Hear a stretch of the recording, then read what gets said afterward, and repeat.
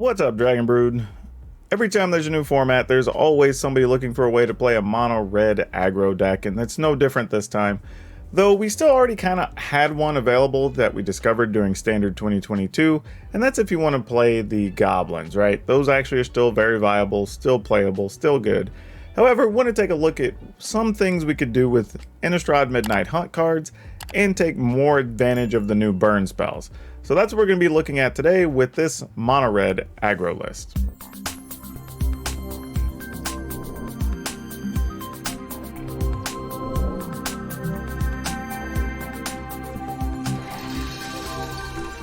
Alright, so similar to the Goblins list, you're going to have a very low mana curve here. And that's great. That's what we want. We want to be able to play as many creatures as we can, as fast as we can, and come with the burn damage over the top.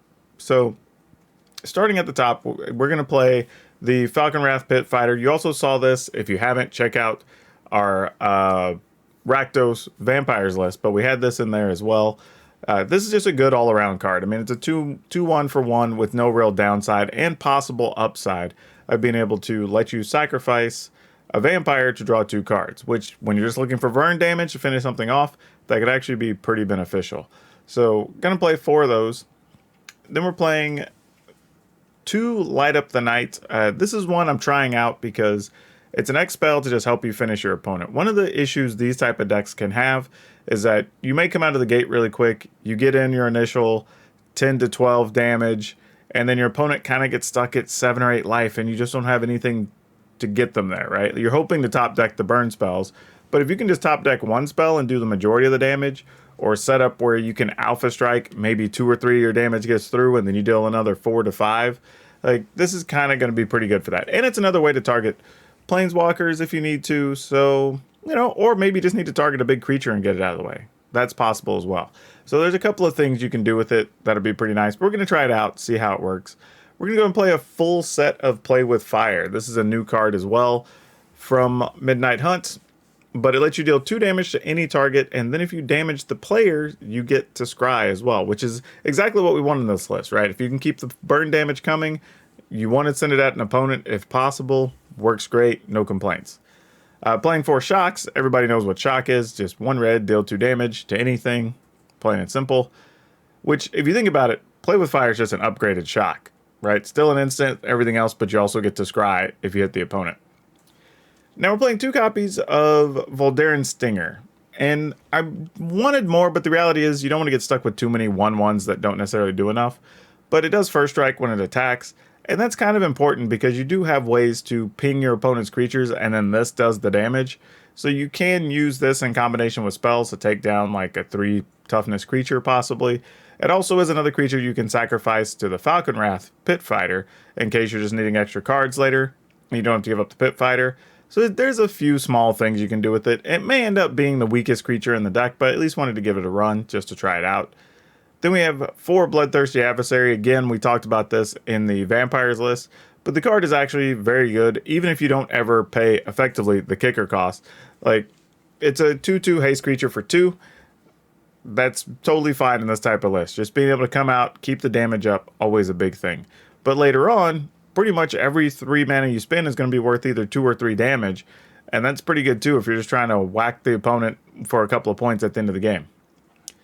Playing a full set of Dragonkin, or actually we're playing 3 Dragonkin Berserker, and I want to say this about Berserker. I want to try it out because, again, the same reason we like the Voldaren Stinger is we are playing creatures with first strike along with the burn spells, which let you take down some bigger creatures, which is nice. I do like the Berserker in the sense that there are going to be times where this is just going to be your ticket out, where you can just make a big dragon and go for it, right? But the other thing is I would consider something like Kargan Intimidator, the 3/1 for 2 that has a few different abilities.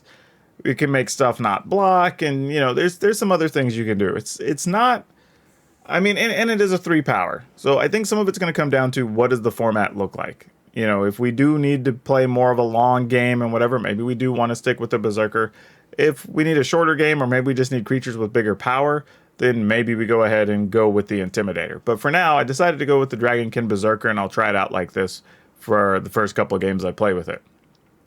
Then we're playing a full set of the Flame Channeler, which is a new creature. It's a 2 mana 2/2. When you play a spell, it flips, or actually when you have a spell, deal damage. And it, by the way, it says deal damage, not damage to a creature, not damage to a player, just deals damage. You transform it into a 3/3, which is awesome for 2 mana because you can probably do that anyway. And then it lets you get counters, which lets you look at extra cards, so you get more fuel for your fire. So might be the best creature in the deck, honestly, for what you're trying to do. Then we're playing 3 copies of Royal Eruption. This is a card from Zendikar. You can pay 3, or you can kick it to deal 5. So another finisher, which is nice. Big damage when you need it, but it does let you hit any target. It's just at sorcery speed. Then, of course, there's a new Moonrager Slash. We're playing 4 of these because sometimes it's just going to be a lightning bolt. You know, and if we can play 1 to deal 3 damage, we're definitely going to want to do that in this deck. Very good.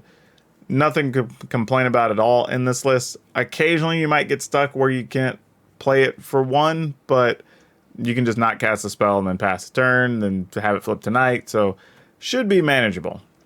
And then we're playing 4 Reckless Stormseeker. We have this in our Werewolf list, but it actually is very good here too. For 3 mana, you effectively get a 3/3 with haste, and then after that, every creature you have after this flips gets to also get +2 in haste when it comes into play. Otherwise, you're just giving every creature +1 in haste. And again, you have some things that have first strike and whatnot, already making it difficult for the opponent, but everything you play after this is actually going to get a bonus. And if you have multiples, the bonus is multiples. So that's something else to keep in mind too.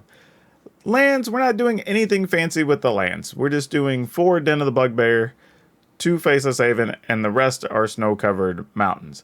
Now, you're probably wondering why we're not playing 4 Faceless Havens. The reason is that we're trying to go fast, and we want to make sure we have the damage when we need it, which means you're going to want more red mana. So you don't want to get caught with the possibility too often of having 2 Faceless Havens in play, because you want to be able to play 2 or 3 spells in a turn. But again, sometimes the games go a little longer. Maybe you need something to do after your opponent sweeps the board. So having a Faceless Haven in there with those Den of the Bugbears, I think should be okay.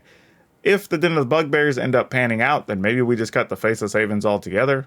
But I'm okay leaving it in there and just having the backup plan of getting to lean on a pack of 6 creature lands to get stuff done. Especially since the rest of the deck is very cheap and we only have, 1 spell that costs even 3 or more. So I'm good with that.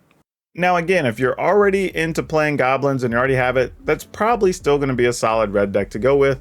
And I would just change up things to incorporate some of the new damage spells because some of them are very good. Especially when you're talking about like Play with Fire and the Moonrager Slash, that could really change the dynamic of that particular deck. However, if you want to try something new with some different bit of synergy between different cards, maybe this is the way to go because this has the potential to end games very quickly with the extra burn damage that it's packing. But it does have the option to play the long game between the Berserker, your creature lands, and a couple other things. Like, it can sort of get you there. So it'd be interesting to see where this fits in the beginning for everybody. But I do like it, and I'll try it out at some point because it actually looks pretty fun. But as usual, let me know what you think about the deck. Are there other card choices you'd want to consider? And if you have deck lists you want to talk about or get help with, feel free to come by my Discord. The link is in the description below, as well as our streams on Twitch and Facebook Gaming if you want to come check those out. That's another chance you can come by with your deck list, talk about stuff, get help, do all that fun stuff. And finally, let me be so persistent and ask again, like I do in every video, if you haven't, please like, subscribe, share, all those wonderful things. And even if you don't do it for my channel, do it for everybody else that you watch, follow, listen to, whatever, because sharing their content is the best thing you can do to help your favorite creators' content grow. But that's all I have for you for now.